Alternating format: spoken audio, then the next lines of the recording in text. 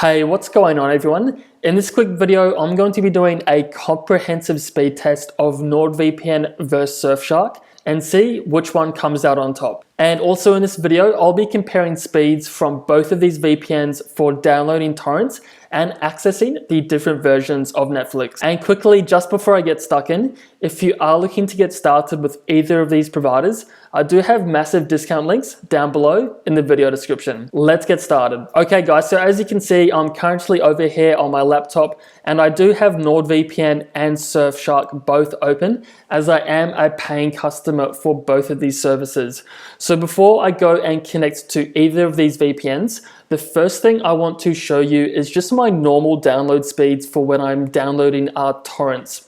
So if I just go to my browser here, so at the moment I'm just downloading a free file on uTorrent, and at the moment I'm getting speeds of around 1 to 1.2 megabytes download per second.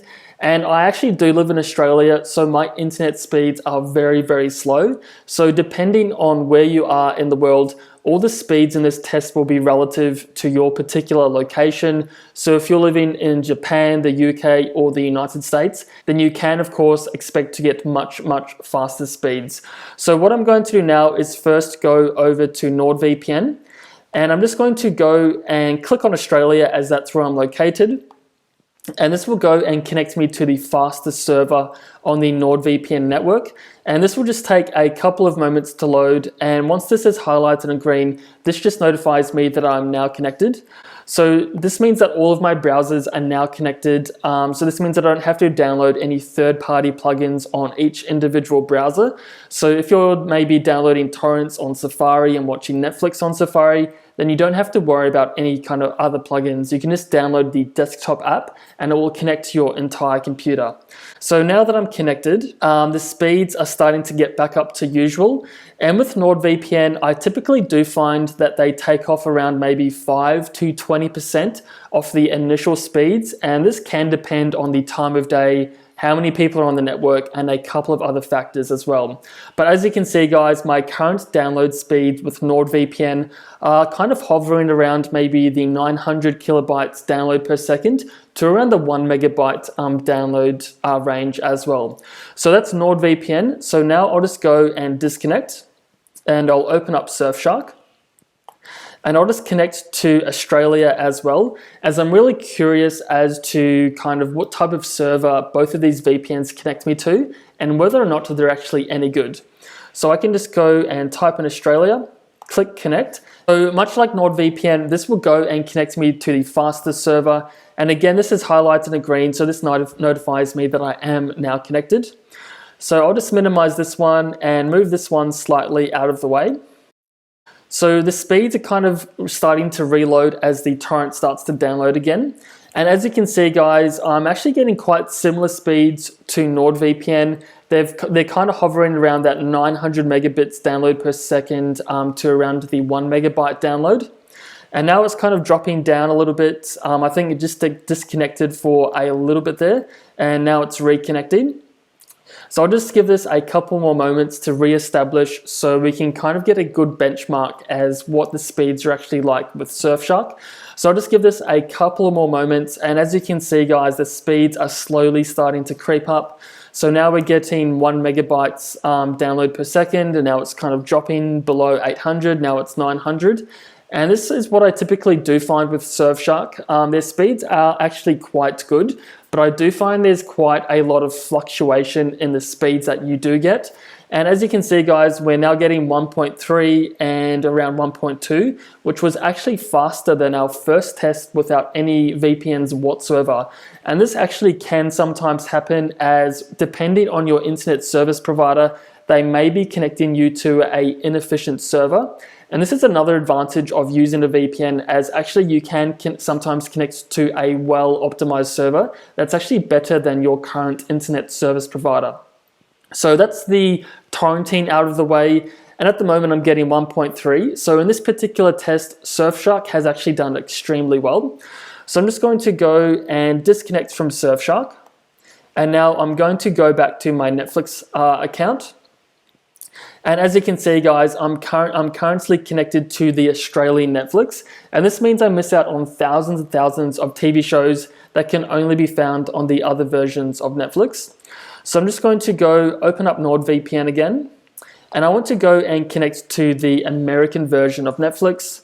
So I'll just go and type in the United States, click on the US, and again, this will go and connect me to the fastest server, and this will just take a couple of moments. So I'll just let this one load. And with NordVPN, you actually can go and do the same process for your iPhone device, your iPad, your Android, your Fire Stick TV. It doesn't really matter what it is. You can go and repeat this same process. So now that I'm connected, I'll go and refresh my browser. And I'll actually go and play a little bit of Netflix in real time, as I really want to give you guys a real world indication of the speeds that you're likely to get when using these services. So as you can see, guys, we now get the notification saying we're in the US. And just to show you guys this, I'm going to go and search for a TV show called The Office, as this actually isn't available in my current location. So I'll just go and search for that one. And as you can see, guys, we now have access to this TV show. So I'll just go and play a really small snippet of this in real time with no edits whatsoever. So I'll just go and play that one.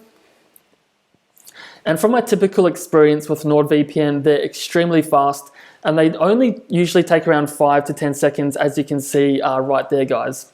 So that was really fast. So what I'm going to do now is go and disconnect from NordVPN. And then I'll go and connect to Surfshark. So just bear with me for a couple of moments. So again, guys, I'll go and search for the United States, and I'll just click on one of these locations.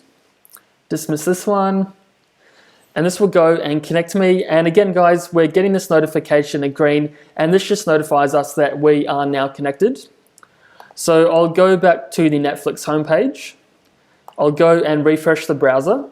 And this should keep us on the American version of Netflix, as we're going from American to American. So I'll just keep this one loading for a bit.